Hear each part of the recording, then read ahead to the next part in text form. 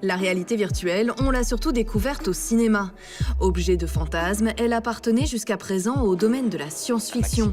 On se rappelle bien sûr de la trilogie Matrix qui nous a tous fait rêver. En 2015, on passe de la science-fiction à la réalité. This is going to change everything. Gamers have been dreaming of this. We've all been dreaming about this for decades, and it is finally here. Mais 3 ans plus tard, rares sont ceux qui ont un casque VR dans leur salon. Alors question, la réalité virtuelle est-elle en train de se casser la gueule? Pour le savoir, rien de mieux qu'une de ces salles d'arcade nouvelle génération qui mise tout sur la réalité virtuelle. Ok, qui est-ce qui a de l'expérience en réalité virtuelle? Qui a déjà essayé? Jeux vidéo et réalité virtuelle, c'est presque un mariage d'amour, comme si l'un ne pouvait désormais plus aller sans l'autre. Les gamers sont d'ailleurs les premiers consommateurs de réalité virtuelle, une technologie qui nous plonge dans un univers de fiction où tout paraît plus réel que jamais. C'est la manière la plus simple de faire rentrer les gens dans le médium. Après, ce qu'ils en utilisent par la suite pour exprimer leur créativité, pour développer d'autres projets, pour voyager, pour explorer le monde, là, ça dépend de chacun des utilisateurs.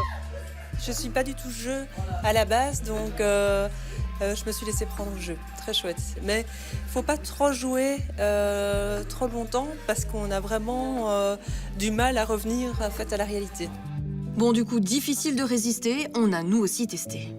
C'est quand même assez bien réalisé parce que je suis en fait dans une tour en train de tuer des ogres, même si je suis pas très très forte, mais j'ai vraiment l'impression d'être à 10 mètres de hauteur, donc... Parce que là, je me rapproche du bord et donc forcément, je me penche, tu vois, parce que j'ai peur de tomber, mais y a rien, quoi. Une des raisons pour lesquelles tu n'as pas encore un casque de réalité virtuelle dans ton salon, c'est que ça reste cher, 400 € en moyenne. Bah oui, vaut mieux attendre que le prix baisse. Cette forme chère et vilaine, compliquée à installer, n'est pas la forme qui va fonctionner. Par contre, un device simple d'utilisation, avec du contenu abordable, lui fonctionne très bien. L'application d'ailleurs qui fonctionne le mieux sur Oculus Go, c'est Netflix. Du contenu adapté et attractif, c'est pour le moment ce qui manque pour que la VR devienne intéressante au quotidien. Et s'il y a un secteur qui l'a bien compris, c'est le porno bien sûr. Il suffit de regarder les statistiques de la plateforme Pornhub pour s'en persuader avec plus de 500 000 vidéos VR vues chaque jour. 500 000, c'est énorme.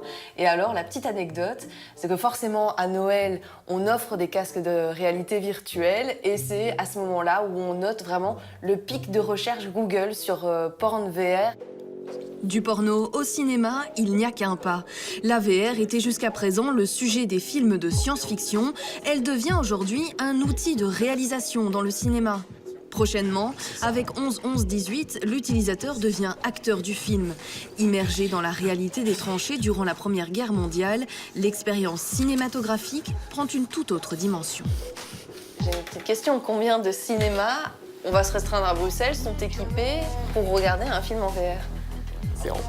Aujourd'hui, il n'y en a encore aucun qui est véritablement équipé. On est un peu à une époque comme à l'époque du premier film au cinéma. Le train qui entre en gare, qui a fait peur à tellement de gens en salle.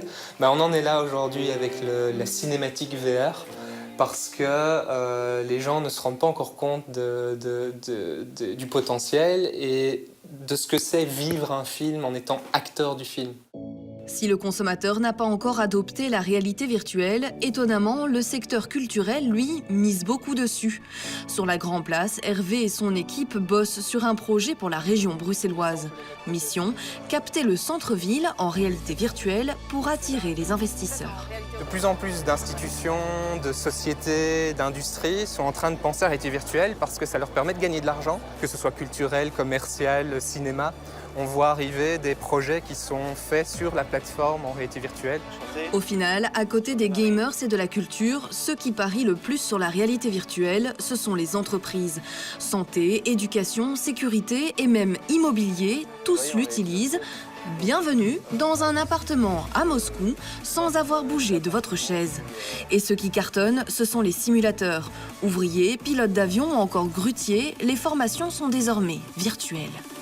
Vu qu'ils sont en virtuel, ils peuvent faire toutes les erreurs qu'ils veulent sans aucune conséquence. Et dans la simulation réalité virtuelle directement, on peut les entraîner sur des situations qui seraient pas reproduisibles dans un entraînement normal. Bref, les entreprises ont adopté cette technologie bien avant les consommateurs. Et les fabricants de casques n'espèrent qu'une seule chose, voir les uns influencer les autres. Avec la réalité virtuelle, on se relance dans une informatique, mais qui est intuitive, qui est naturelle. Parce que tout être humain sait utiliser ses mains, tout être humain sait utiliser son corps, sait utiliser l'espace qui est autour de lui. Et tout d'un coup, on est capable d'accéder comme ça à des mondes informatiques qui sont basés sur ces mêmes principes-là. D'ici quelques années, la réalité virtuelle se sera démocratisée. D'après les projections, 240 millions de casques devraient être vendus d'ici 2025, contre plus de 18 millions aujourd'hui. Un marché qui devrait représenter plus de 69 milliards d'euros dans 7 ans, l'équivalent du marché actuel des ordinateurs de bureau.